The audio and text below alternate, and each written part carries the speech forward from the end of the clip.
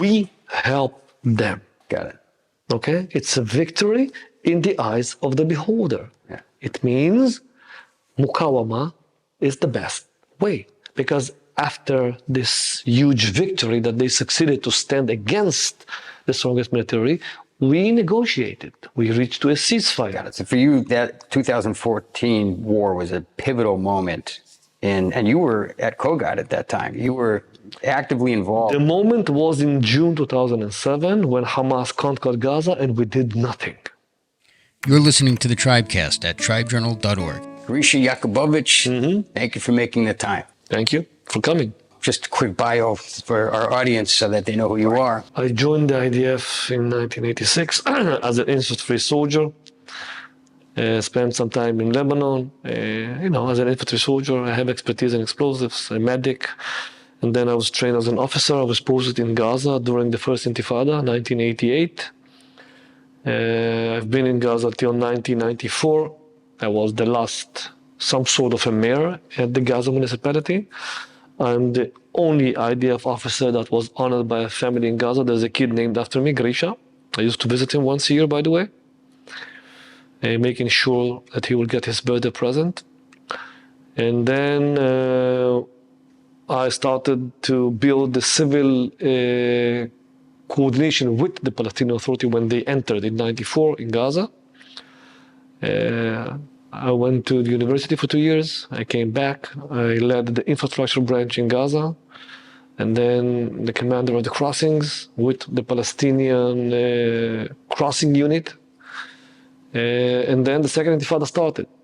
I've been the operation officer of the civil administration or the Gaza. 99. Second Intifada started September 2000. 2000, yeah. So it was when I was promoted to lieutenant colonel. I was one of the youngest at COGAT, at the age of 31, I think. And then I completed another role there dealing with operational things with the division, with the brigades in Gaza, with the Palestinians. And then I moved to the headquarters in Tel Aviv. I led the infrastructure branch there. This is when I understood the West Bank, the infrastructure, electricity, water, environment. Post-disengagement. This was after all the Jews. It was post and disengagement. Okay. Both. 2005. 2006. From 2004 to 2007. And then I moved to the West Bank, to Al-Karem, and then I was bored, so I added Kalkilia. And then I went back to the headquarters again. This is where I was promoted. I ended my service as the head of the civil department at COGAT, retired 2016. So how long were you in that position? Where? At COGAT? At the head of... 5 years. 5 years. So from 2011 or 12 until 2016. What are you doing just briefly? Well, I opened my own business as a consultant. I've been a consultant to the Ministry of Intelligence, leading this initiative was connecting a railway from Haifa to Jordan and Mafraq. So all the goods from Europe land in Haifa and from Haifa by train. Had this impact that to that railway, a Palestinian railway will also be connected from Jalameh. So they will also get benefits from this initiative.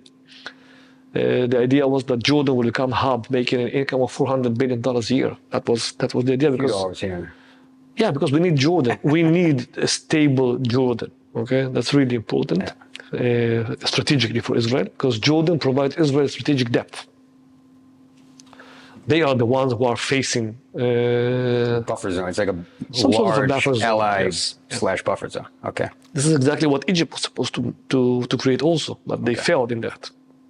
Because of ISIS in Sinai Peninsula. But we will get Brotherhood. Before that. Before that. Okay. We're going to focus on COGAT today. Okay. So you were in the position of the civil administrator in COGAT during the Obama administration, which was pretty rough years for Israel. But that was, Oslo was, as you said before, 1994, 5-year plan, didn't happen. And instead of a two-state solution, what we got is the second Intifada, a round of violence. Okay, so after the 5-year anniversary of Oslo, of the signing of the Oslo Accords, we had the second Intifada. Yeah. And then after the second Intifada, we had the 2005. Basically, we gave Gaza. No. We had two things. One Yasser Arafat passed away, and Mahmoud Abbas got elected. And Mahmoud Abbas, Abu Mazen, is a different president than Yasser Arafat. Yasser Arafat is the Palestinian revolutionary, the Palestinian Che Guevara, the one and the only. By the way, I'm going to send you with homework. Find one picture of Yasser Arafat with a suit. He was always with uniform. Means in the state of his mind, he is a revolutionary. So he could not actually be there as a civilian leader, as one that can maybe build a state. And then came Abbas. And Abbas was the first leader that said, the biggest mistake that we did as Palestinians is that we used violence. And he said, no to violence. And the only way to achieve our goals would be through the international community, unilateral steps. Okay, but no to violence. And he holds that position until now. He's the moderate. Not really. I think that he's also, that he can be way more, he could be way more dangerous than Arafat. Because of the fact that he looks like the moderate. He looks like moderate. Got it. Yes. Okay. And so during all that time. And then in 2005, we disengaged from the Gaza Strip. In 2006, there were elections at the Palestinian Authority. Hamas won the elections. Okay, not to the presidency. Okay, let's not forget there were elections for the presidency. Abbas won, and he is holding the chair until today with deep roots in the ground, and he will not release that. Okay, that's the president of the Palestinian Authority, yes, quote unquote unity government. At the time, unity government. At the time, it was a unity government. In 2006, right? Because of this, those elections, they've created a unity government. Yes, Hamas and Fatah together. Now Israel stopped all coordination with the Palestinian Authority. It's like, how can we coordinate with them when the ministers are Hamas, are actually the same ones that we need to arrest? It's terror. So we stopped all of that. And then Hamas, with their process of evolution that we will maybe explain a little bit, they decided to put an end to all those jokes and for the first time to connect their vision to a piece of land. So they conquered Gaza from the unity government by force, leading a coup in Gaza and actually slaughtering 300 Fatah officials, throwing them from the roofs in Gaza in June 2007. So they literally removed the opposition by force and murder. Yeah. And then being your average Gazan citizen, seeing that, it's probably going to affect the way you look at your government. This is only one of the things that the Gazans saw there. I've been asking myself many times for years. I know the Gazans. I know them well. Okay.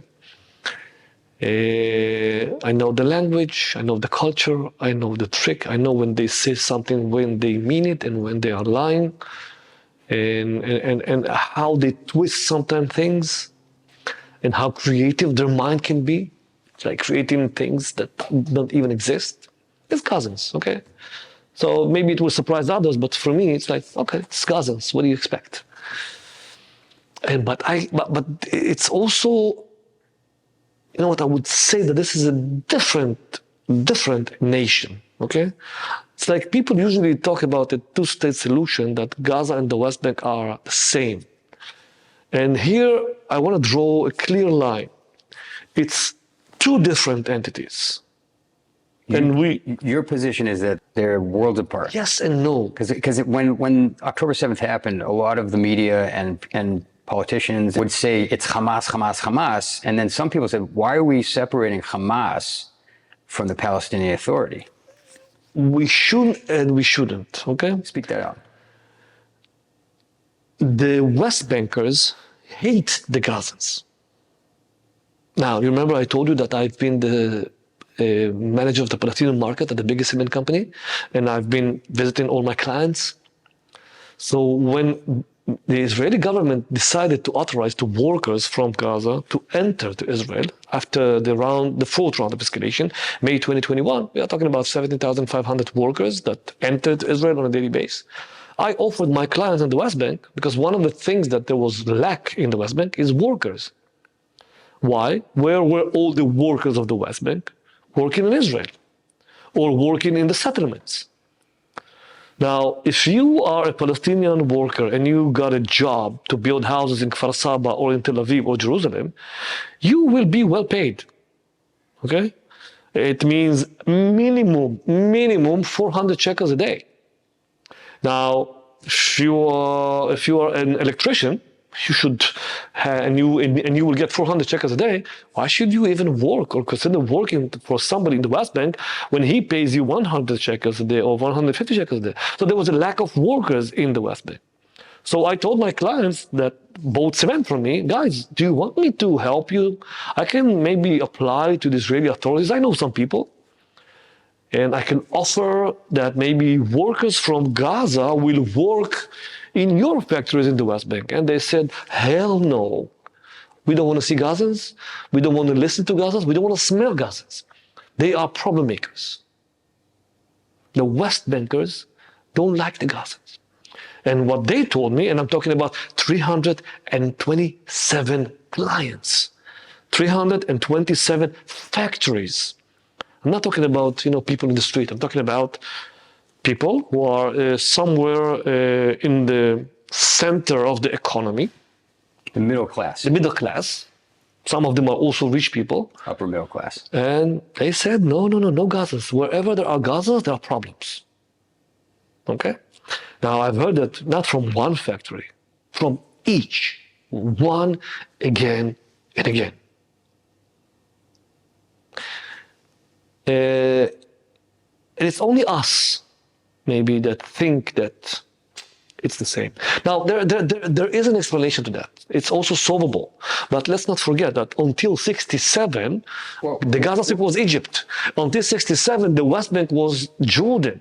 It's two different cultures, two different accents in Arabic. Got it. Okay. Okay? It's like, as you would say, what is the connection between a Jordanian guy to an Egyptian guy? There's no connection. But others will tell you, but they are both Arabs, they are both Muslims. So what? But Egypt also didn't want Gaza. Oh, Anwar Sadat, the Egyptian president, was smart. When he implemented the peace agreement with Israel, he said, I will get till the last inch of my land except Gaza. He knew already then what is the Gaza Strip. So why do you say that it's clearly different than Jordan, right? But is it that close to Egypt? It sounds like it's not really that close to Egypt either. What do you mean? When you were saying that they're two separate cultures? It's not close to Egypt because originally the people of Gaza are Egyptians. But we are talking about also the refugees who came, and settled in the Gaza Strip from 48. Nakba and then in Naksa, 67.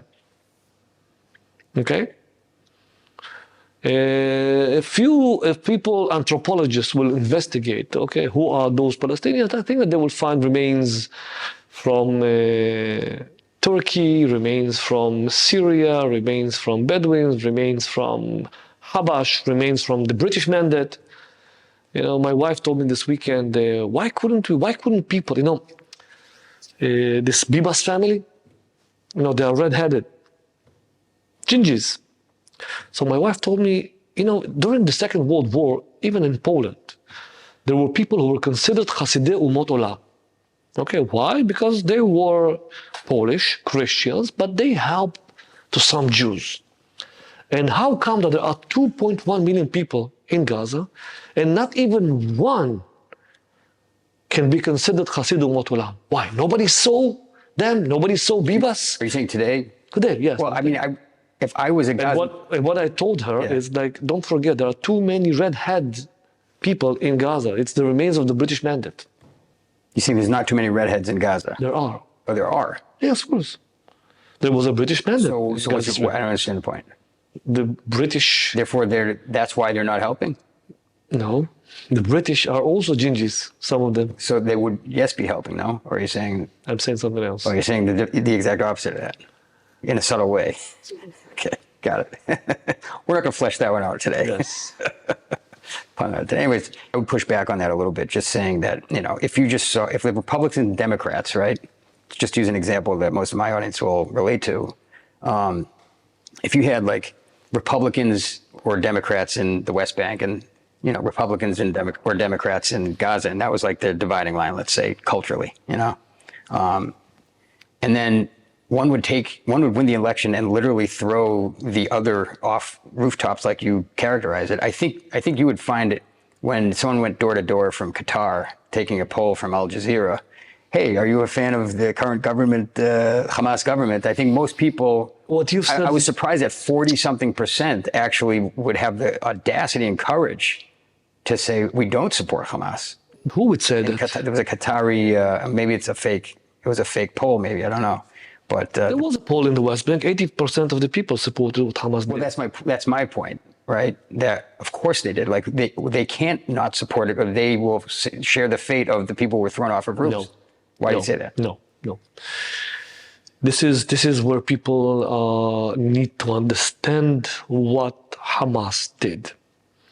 And I want to be clear about that. I want to understand it in the context of the polls. It's about a narrative, how you build a narrative. Narrative. It's about narratives. Yeah. Yes. And let me try and explain that. As I said, Mahmoud Abbas, Yasser Arafat was considered as, that's the one and the only, the hero. Just look at him. Black September, civil war in Lebanon. He's the one, the architect, aeroplanes, Entebbe, all those big things. Terrorist. Clearly a terrorist. Yes, a terrorist. But also, he was the founder of the Palestinian Authority. He's the founder, yes, but he's also the founder of the Palestinian state. I understand. He gained legitimacy. In 1988, he stood at the UN building and said, I'm declaring that there is a Palestinian state, and the whole world said, yes, wow. Not all of the world, but yeah, right. The majority. Now it's some 80-something% of the UN the majority. recognize a Palestinian state. Well, I'm just saying for this. It is the majority. It's 72% of member states today actually recognize Palestinian state as a state. In 1988. Today. Today is something else. I don't know if it's 88. In 88, I'm talking about 88. I remember that in Gaza. It Gaza. was the majority, okay. In 1988, he already declared the establishment of the Palestinian state, and the world recognized it. The Western world, okay? And the Arab countries, of course.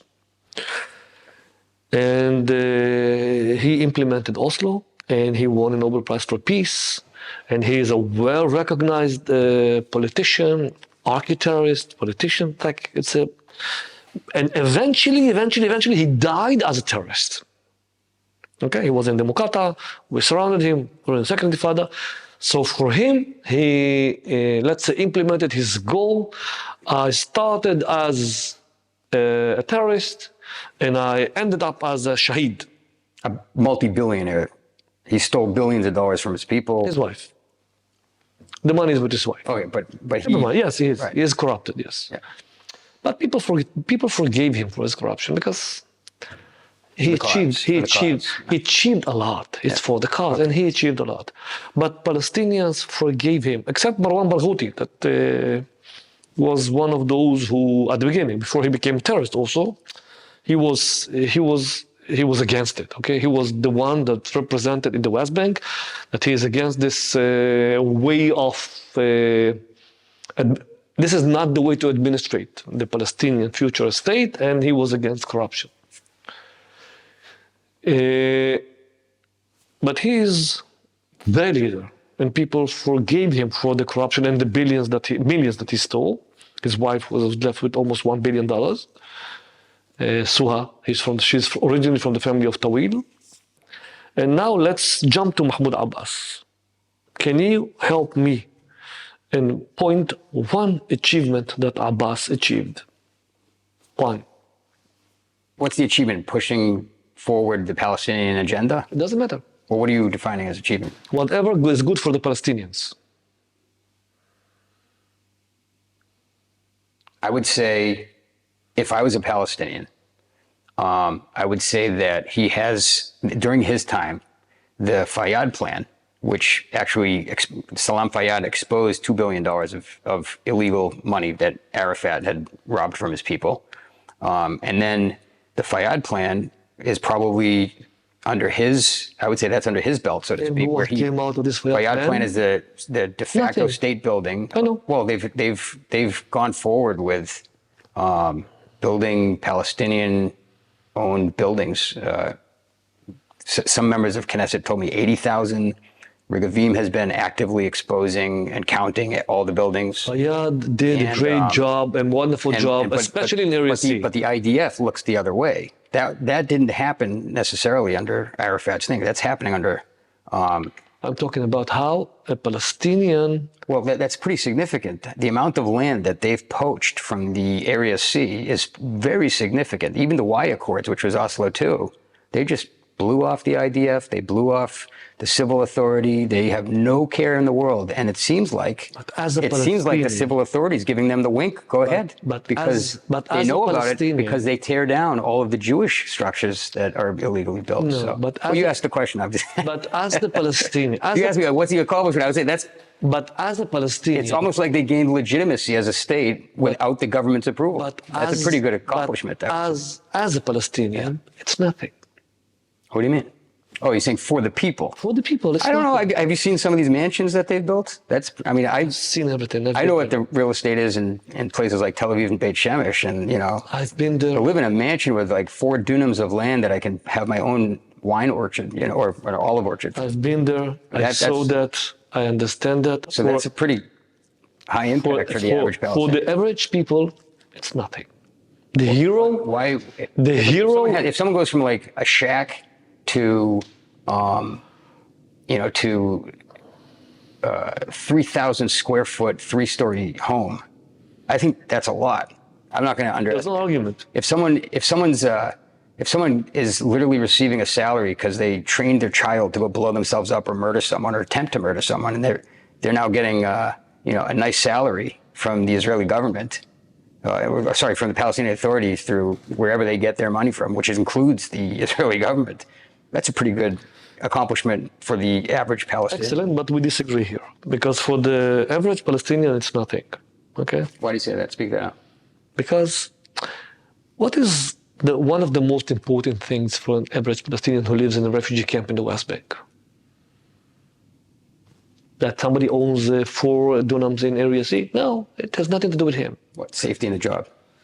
Job, maybe. Security? Security, maybe. Shelter is important, but you're saying there's other quality of life. No. I would say that, after you get shelter and safety and economy, you are trying to find the meaning for your life. So I wanna do it differently, okay? Just because of what you've said. What is the biggest advantage or achievement of the Palestinians out of the first Intifada? What did they achieve? Round of violence, demonstrations, many people got killed. What did they achieve? They pushed the 2 parties further apart. No, they achieved Oslo. That wasn't the goal, but it wasn't the goal, but this is what they achieved. It's a step towards their goal. It's a big step. Yeah. And who achieved it? Arafat. Okay, the second Intifada. What was their achievement, the biggest achievement of this round? The children of the first Intifada are the children of the terrorists of the 70s. The children of the first Intifada are the leaders of the second Intifada. Okay, that was already with AK-47s and it was a hot round of violence. And what did they achieve out of this round of violence that lasted from September 2000 to 2005? What do you think they achieved? You are supposed to ask me, but I'm asking Gaza. I'm going to say 2 things: the disengagement in Gaza and the northern part of Samaria. Okay. Actually, what the Palestinians proved to themselves, that we, Israel, understand only one language, the language of power. If you want to gain something, if you want to achieve something, violence. Meaning that's their natural conclusion, because every time they've used violence, they've been rewarded with a step towards their goal. Excellent. Let's continue with that. It means if we will lead another round of violence, we will achieve something. Maybe we will be really, really close to our goal. So the difference between Hamas and Fatah, is that for Fatah, let's have another round of escalation of war, and probably we will achieve the best that we can get and build our Palestinian state, understanding that there will be a Jewish state here close to us. Hamas, because of the fact that this is a religious organization, a religious Ideology. What leads them is the religion, not the statehood. They would say this is jihad, and we will achieve with this third round of escalation or fourth round of violence, we will achieve our free Palestine from the river to the sea without having the Jewish state nearby. That's the difference, okay? Fatah will probably compromise, probably, okay? Not really, maybe, because they're secular. And Hamas will get there using the same way, but without a compromise. I mean, we need to understand that this is a very deep. I'm with you, and that's why I want to ask you a couple questions on that. Is because, okay, one launches rockets. Oh, I'm going to explain that. I want to explain that. No. This is something else. Yeah. Okay. They're both being rewarded, in other words, for the violence. I'm going to clarify that. As long as we understand, okay, those. Now we are talking about 3 decades, right? We're talking about 3 decades. As long as we understand the way. Now let's dive deeper into what. Understand the way their ideology is rooted in the religion versus a statehood. Exactly. And so that's a very important difference. A very important one. Okay. Okay. Because it explains also what happened October 7th. But they're both using violence to accomplish that. So speak it up. Where did you want to go with that? It means if you want to give something that will be as Mahmoud Abbas wanted, without violence, it's like, how can we get something without violence? Usually we need the violence, so we will get it. It also feels better. You know, you build stories, heroes, shaheeds, that works well. That works well with the process. Okay? And it's culturally resonating with when you educate your kids, okay, by this philosophy. Okay. So yes, it's like it will be unacceptable to get that so easily without fighting for it. Okay. Okay? We need to understand that. Yeah. Hamas, let's go back to the timeline.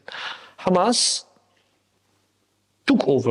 conquered Gaza from the unity government in 2007, June 2007. This is when, for the first time, Hamas implemented their vision, their dream, for the day after Abbas, the guy that achieved nothing, that said no to violence. He wants to what? To take our dreams away from us? I need clarification on this. I mean, Abbas is paying terrorists a salary. Okay. How is he saying no to violence?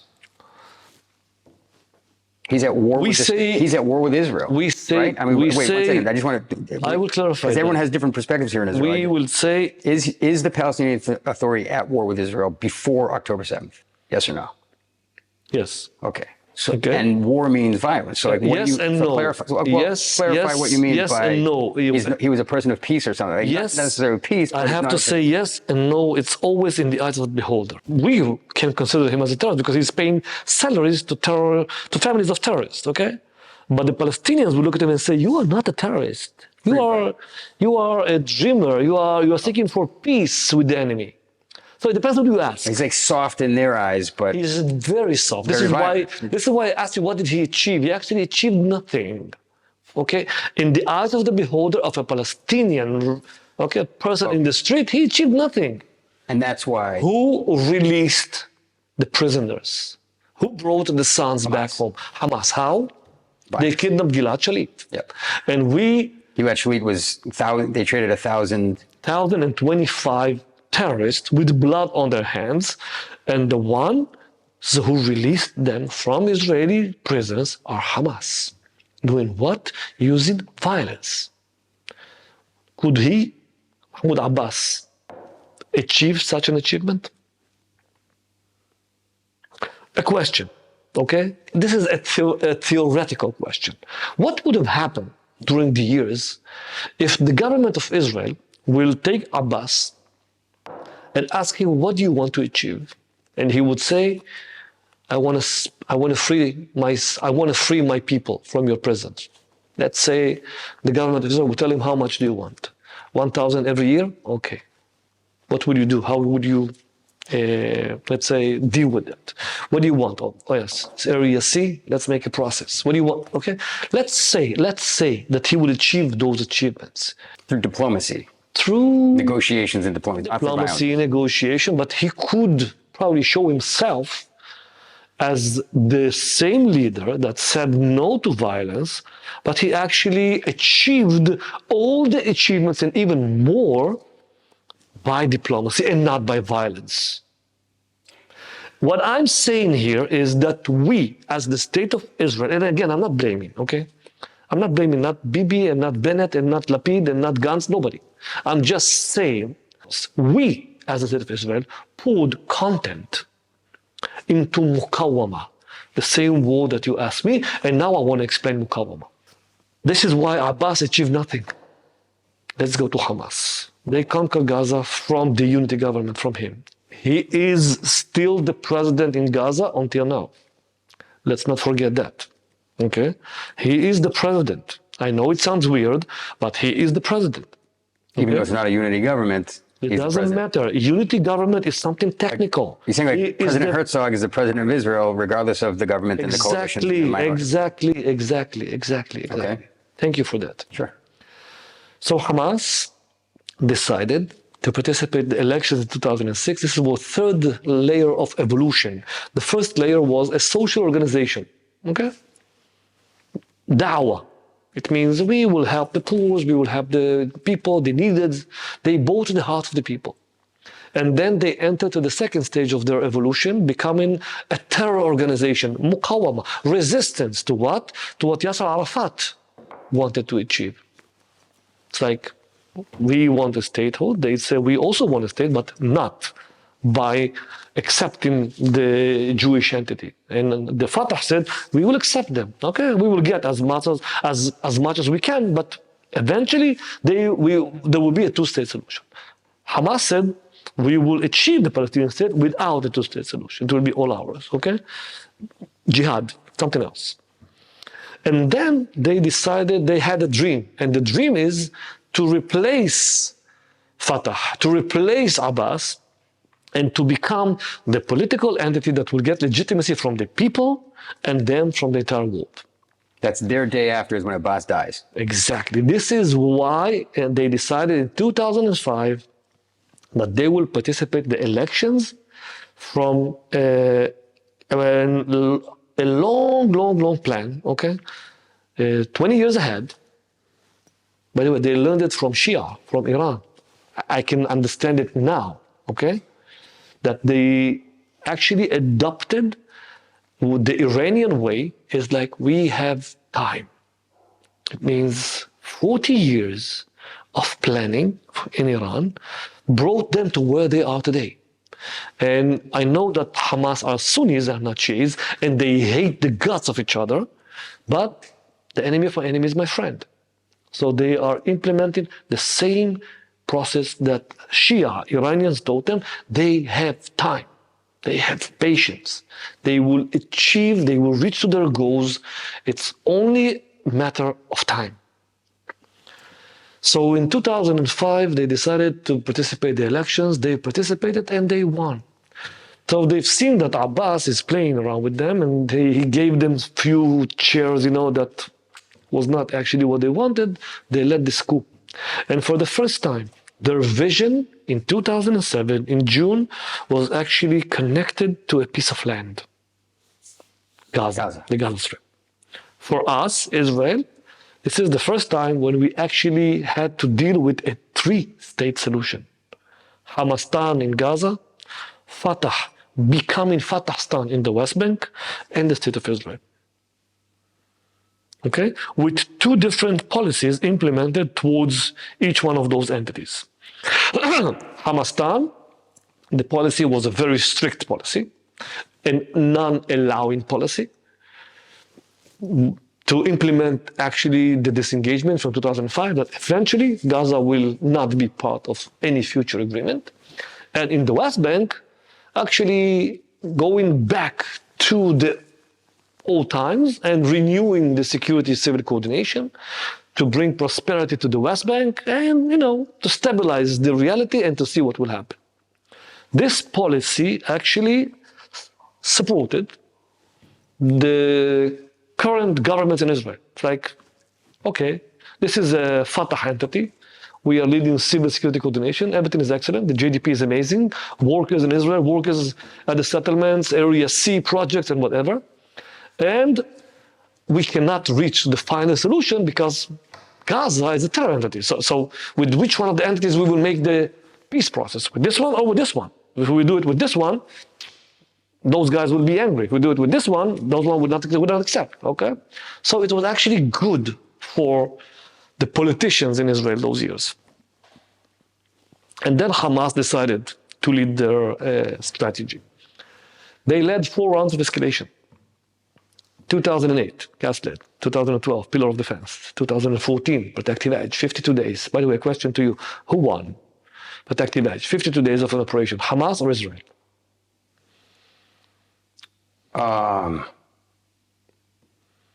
By the looks of things, I think Hamas is winning. By the what you thought, by the what you think. Then, what did you think then? When? 2014, protective edge. 52 days of an operation. Well, I mean, you know what? The whole purpose was to destroy the tunnels. Did they destroy the tunnels? Netanyahu promised everybody, we're going in, we are going to destroy the tunnels. Now we understand that he did it. Well, we have to ask, did they rebuild the tunnels in, 9 years? Or were they not destroyed? And I think that's a. I hope we can get into that. Let's do something else. That's definitely your. Let's do something else. In 2014, protective edge, 50 days of an operation. The first picture that came out of Gaza was Hania, the head of Hamas then, and he took his white new jalabiya and stood on the ruins of his house doing like that. I won.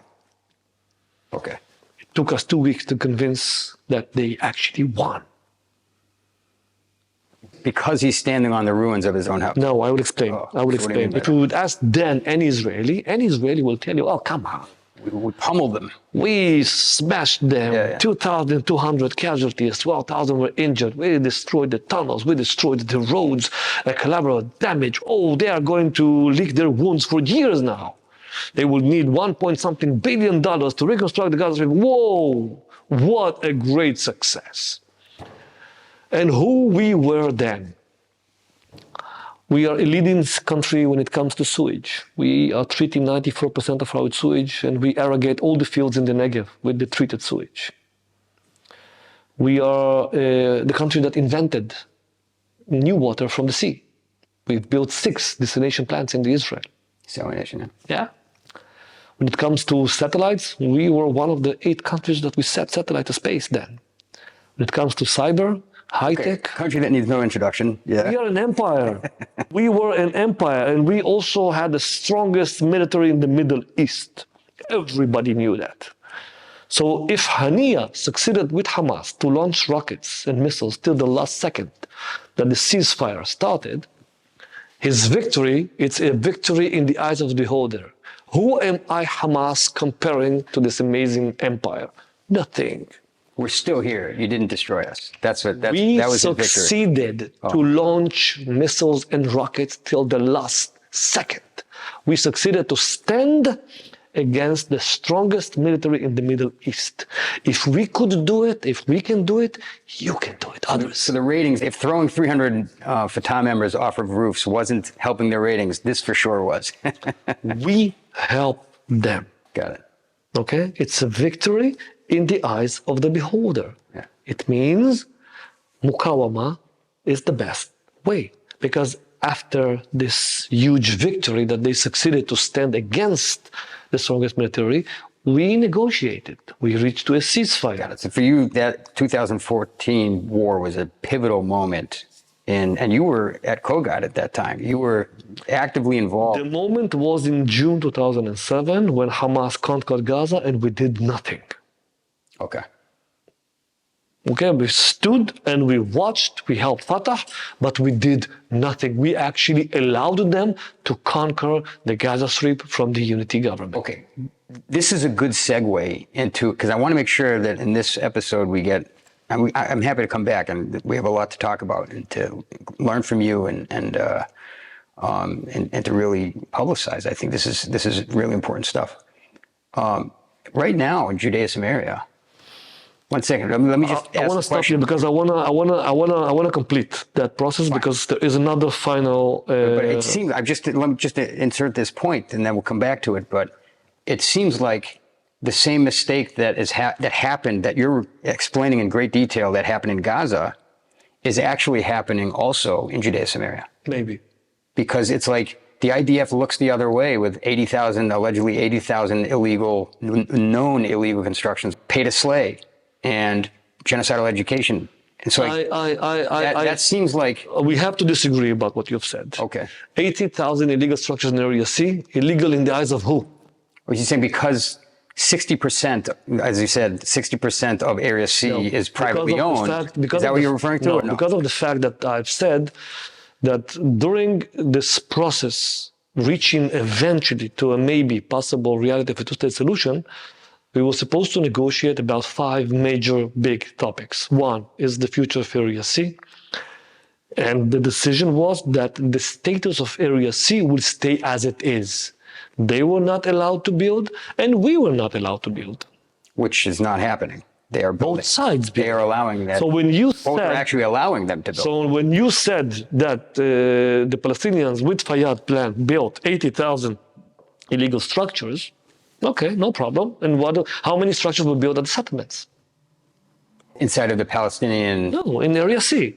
Israeli settlements. How many were built since then? I mean, 20,000, when they 50,000? 5,000, it hits the press and everyone's like, wow, It doesn't 5,000 matter. units. You mentioned, again, I understand. Last year it was 5,000 units and everyone went nuts. Okay, I want to say something for the record. It's not a political statement what I'm saying, okay? It doesn't reflect my political opinions, okay? I just want to put it for the discussion, okay? Yeah.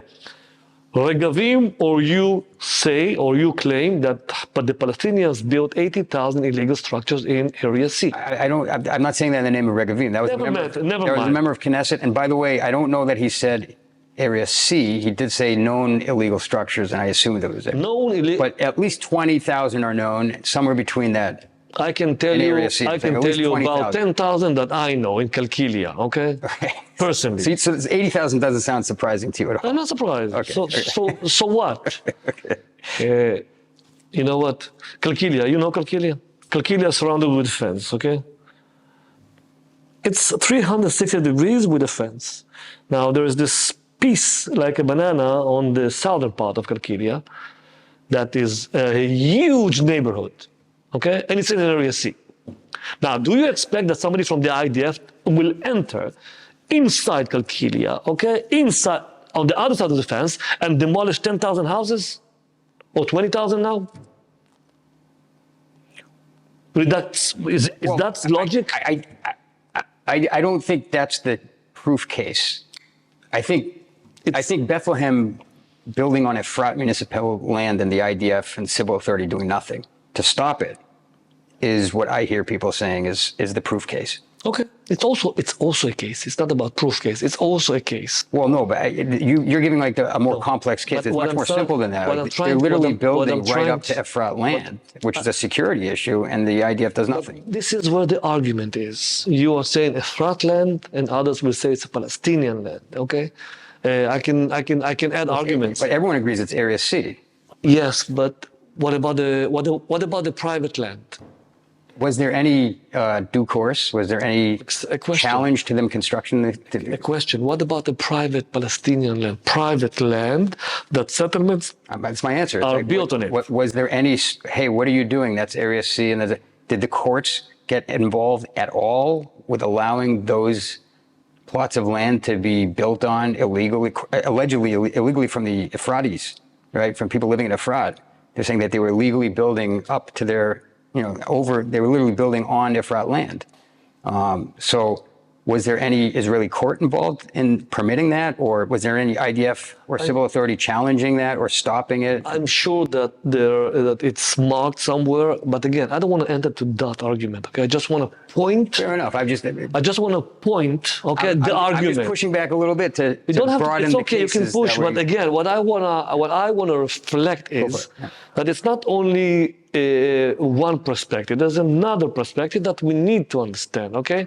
Yes, there are 80,000, 100,000 illegal structures in Area C by Palestinians. Okay, That's known by COGAT? I'm sure that it's known. Okay, I don't know the exact number. The number I keep talking to different, going up and up. I don't know. Pretty authoritative. I don't know the exact number. Okay, I don't know. You want to retract the number 100? You said 80,000. Okay, I've heard 20. Whatever. I would say even if it's You're not surprised, and you're in there. I mean, even if it's 100. Okay. Okay. Again, settlements. Okay, are also illegal. Let's not forget that. Not also. For the other side. I mean, from their perspective, yes. Everything's occupied Palestinian. I just did the audio, but nice doggy. Do you want me to start? Stop? No, keep going. If you want to, if he's like hungry or something. No, he's not hungry. He's angry. Oh, yeah. Again, from their side, it's occupied. And I'm not justifying, or I'm trying to. No, you're looking at both sides. I just want to clarify also the other side. According to Oslo, both sides were not supposed to build or to extend the settlements, the Palestinian ones and the Israeli ones in Area C, until we will complete the process of those negotiations. And both sides did not respect that. Okay, as. I know it sounds maybe horrible to some people or terrible. It's like, how can you say something? This is the reality. So you're saying that the approvals from the Israeli approvals of the settlements were not supposed to happen. Of settlements were actually also perceived the same way that Israelis would perceive the illegal construction from the Arab side. In a way, yes. So there's this. So okay. So I'll go down there. Let's bring that as like the given. Okay. Without, even if that is the premise. So basically what you're describing is in the West Bank, in Judea Samaria, is essentially a land grab, like mayhem chaos, where both sides feel justified and both sides think the other is stealing from them. And so there's a huge land grab, right?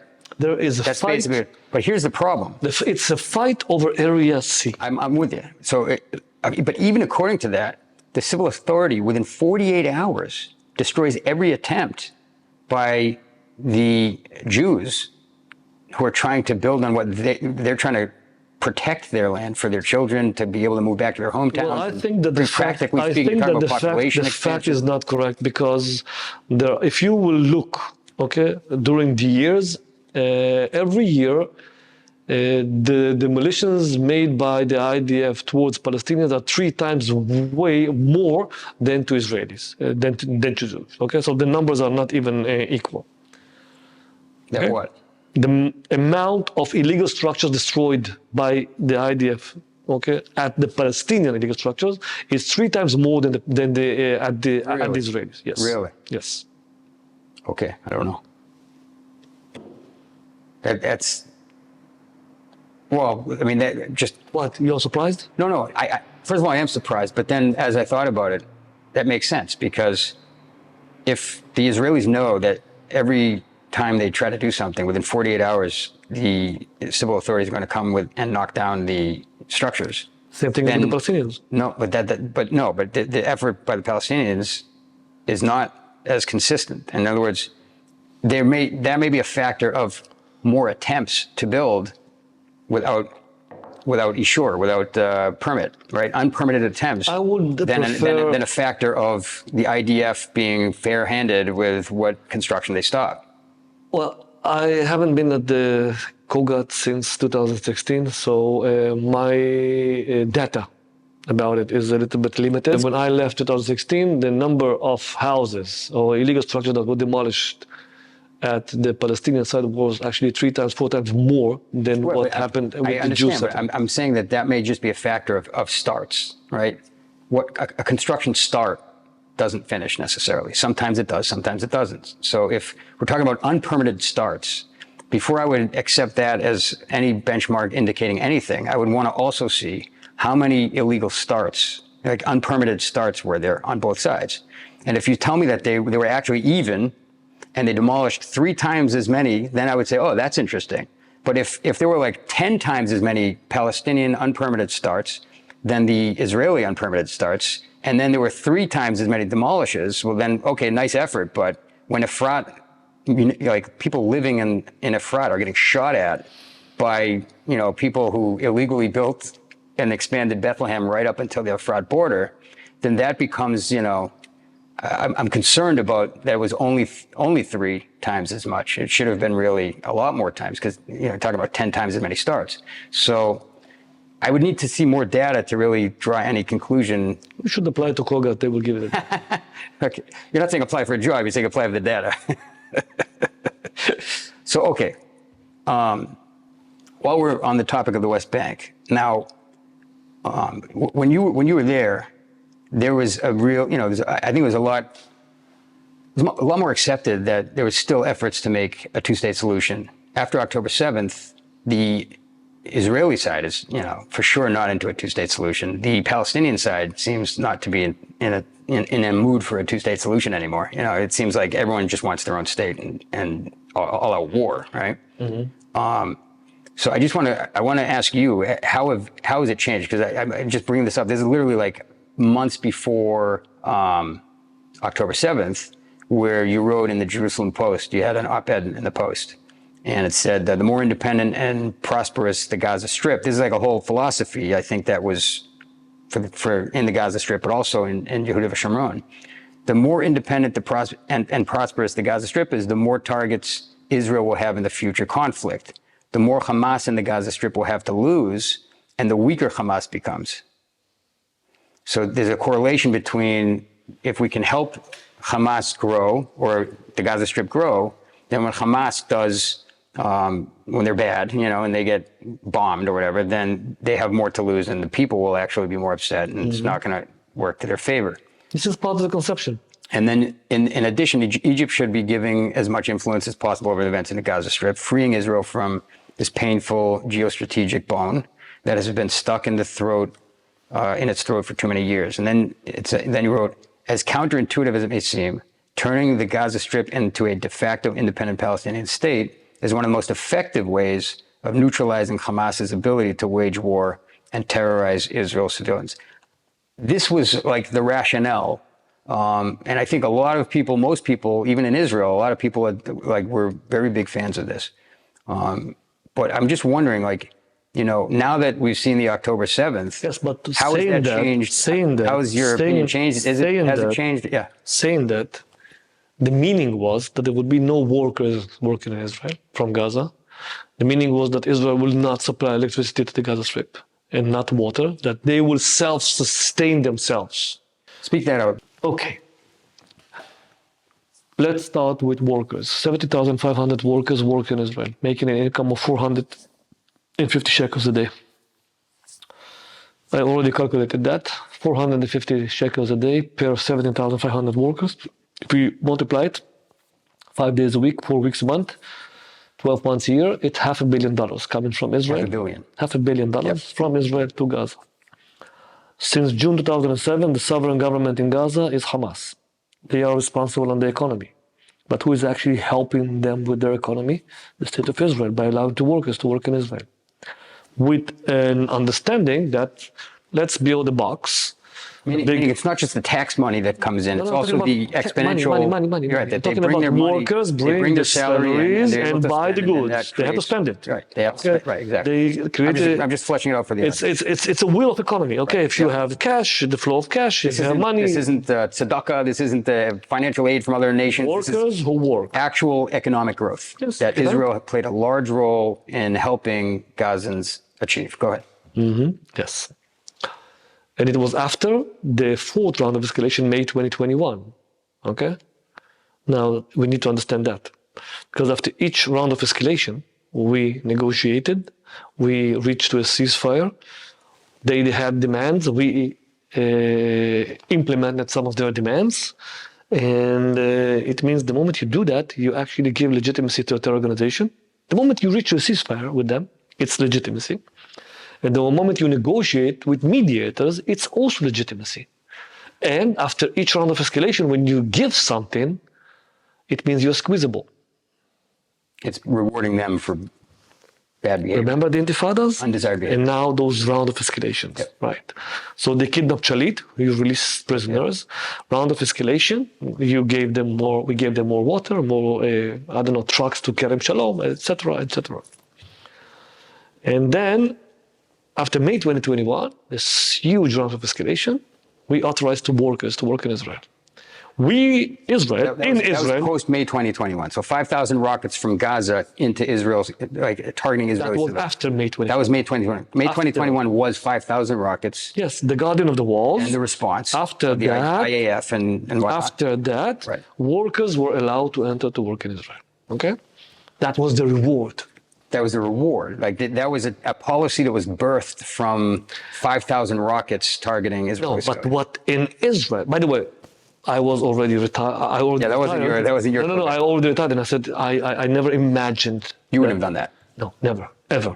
That was let's say the biggest reward ever. If you give, it's only for something, for a big deal, like no tunnels, no rockets, no nothing. Only then you give that. And what did they give it for? I don't know. I haven't been there, but it was a mistake, and I've said it. It's a mistake. I understood that Hamas is ISIS. Okay. At this point? A year before. Workers in Israel, that's a lot of money. Goods. Hamas and Egypt decided that 65% of the goods will enter to Gaza through Egypt.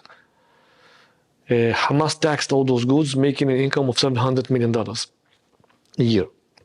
Kerem Shalom, the crossing from Israel. Hamas also taxed the goods coming from there. UNRWA, providing aid to 1.2 million refugees. And then WHO, WFP, aid from here, aid from there. Electricity, Israel supplied from the power plant in Ashkelon, something like 38% of the consumption. Do you know who paid for it? Israel, right? No. Israel supplied 12% of the water consumption in Gaza. Only 12. Oh. Usually people think 80, 100. Because there's the aquifers, right? The water from the aquifer. In Israel added 12% from the desalination plant in Ashkelon. Okay, and who paid for it? Israel. No. Taxes. Telecommunication. Okay, Hamas. They can talk. They can use their mobile phones, internet. Who provides the ability to do that? Israel. Who pays for it? Abbas.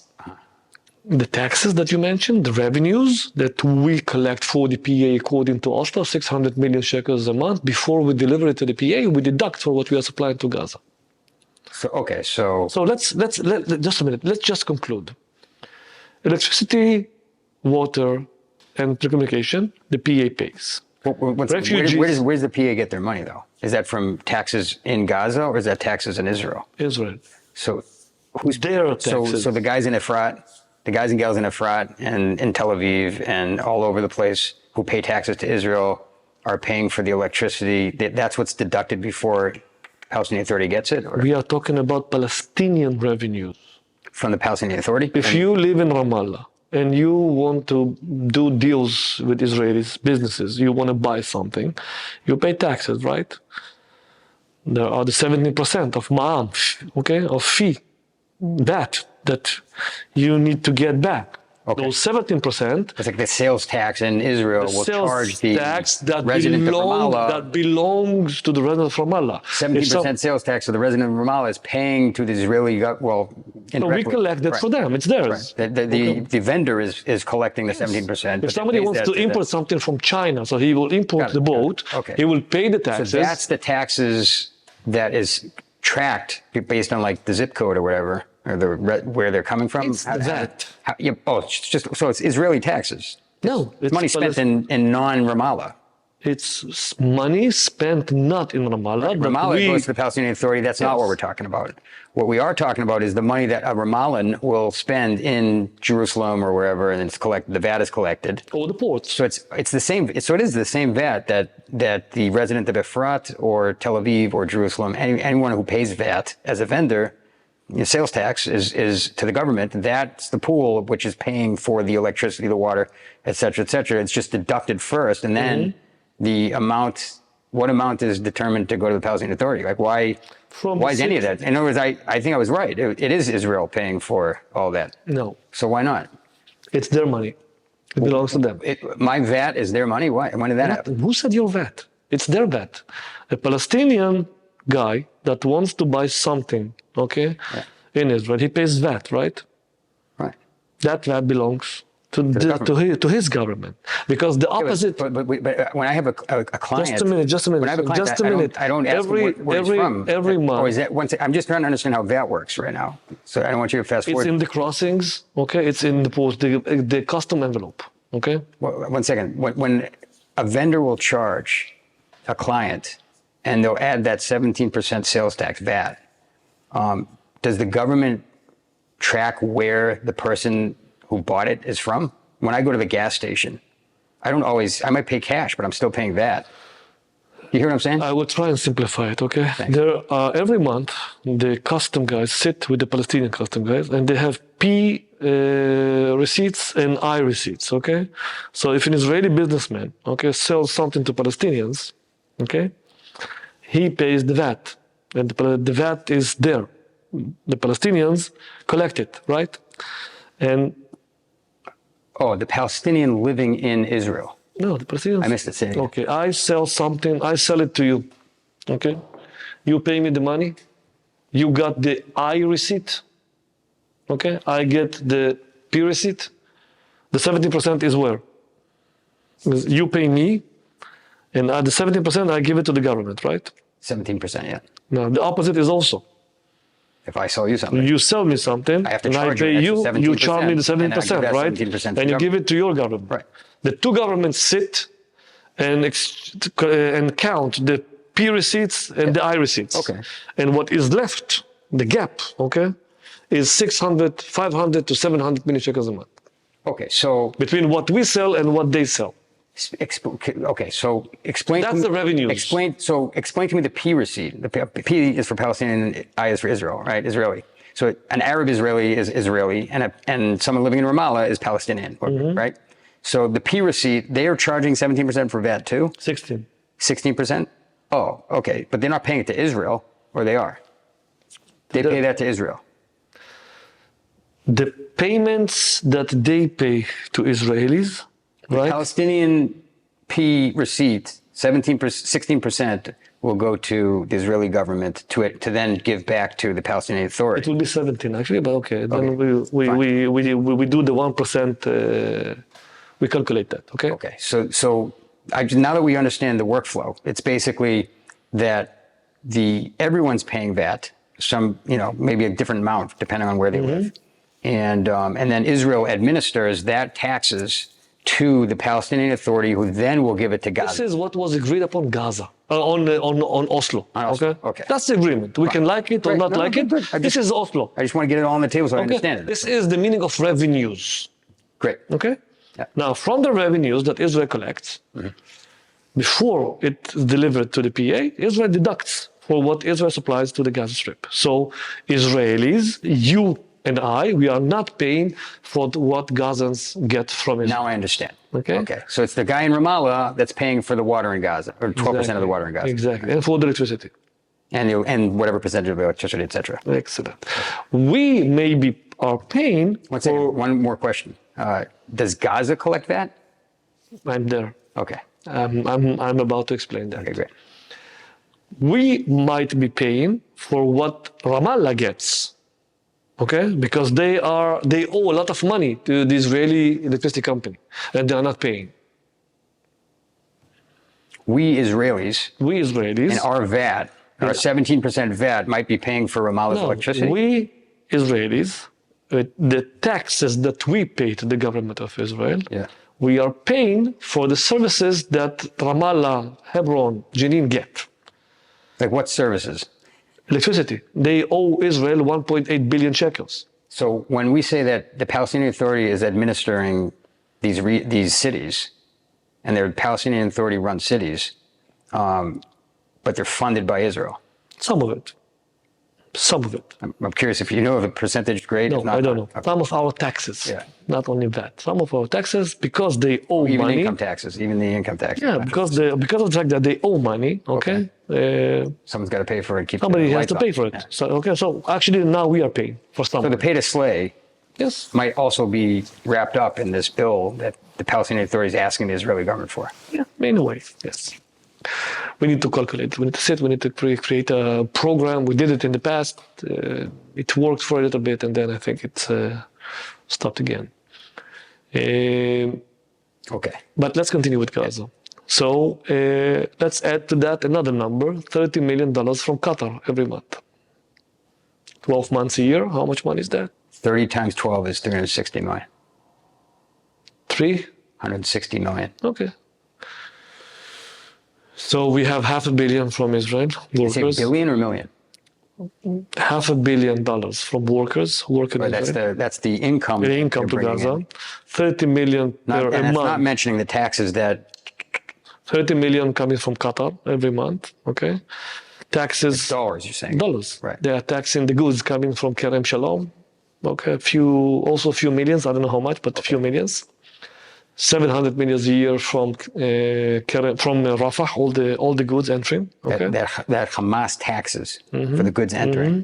$700 million dollars. million a year. Yeah, per year. yeah. And then you have UNRWA that feed 1.2 million people, that they manage 50% of the schools and the clinics and the hospitals. And then you have World Food We're Program. already above $1.5 billion. Way more. Yeah. I'm saying that we're already above that, right? Well, above 2 billion. Well, 500 plus 360 plus the 750 is, we're definitely, Yes, but what about UNRWA? that's without UNRWA. So UNRWA also feed 1.2 million people. And then you have WHO, World Food Program, WF. World Health Organization? They also support Gaza. But the World Food Program also. The World Food Program? Yes, they also feed 300,000 people. And you have this whole industry of donations into Gaza. And just a minute, didn't I say that in June 2007, Hamas conquered the Gaza Strip from the unity government? And they actually entered to the shoes of the PA, and they are the entity who are controlling the Gaza Strip. But they are responsible. It's their responsibility. By the way, we even as Israel declared, it's your responsibility. Why? Because when somebody launched rockets from Gaza, Israel hit it back who? Hamas. Israel said, you are responsible. You will deal with the consequences, right? And this is exactly what they wanted. Continue blaming us that we are responsible. Continue hitting us as the ones who are the sovereign entity. But actually by doing that, you are giving us legitimacy. Okay? Do you understand what I'm trying to say here? We liked it very much that there was an IDF post on the border. I would add to it that when the PIJ was launching the rockets. I will get there in a minute. 3 rounds of escalation with Page, and I will get there in a minute, okay? Don't worry. Yeah. It's part of the explanation. We were very satisfied when there was an IDF post on the border, and in front of it, Hamas built their post. I led tours around the Gaza envelope, and I said, guys, you see, this is a Hamas post. They are making sure that everything would be secured. And if something happens, we automatically bomb the post because we look at them as the sovereign entity in Gaza. And this is exactly what they wanted to achieve. Mm-hmm. Actually, we played into their hands by they built the post saying, a statement, this is ours. We are here to stay. Yes, we see you, you see us. And this is also the routine that was created. You're saying a post, a military post. Yes, military post. Along the whole border of the Gaza Strip. Yeah. In front of every IDF post, there was Hamas post. Right across the border. Right across the border. Every single one of them. Every single one of them. Face to face, toe to toe. Exactly like in Lebanon.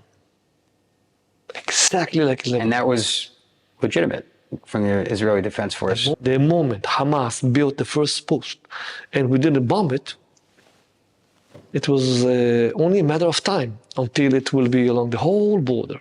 And it happened. Actually, by doing that, When was this When was this development, though, the posts being built?